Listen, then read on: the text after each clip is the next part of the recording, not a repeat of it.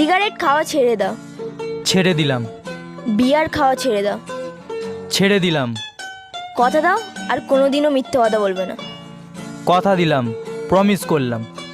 বলো আমায় বিয়ে করবে? না। কেন? এখন যেহেতু ভালো হয়ে গেছি, সেহেতু তোমার থেকে অনেক ভালো মেয়ে পাবো, তাহলে তোমাকে কেন বিয়ে করব?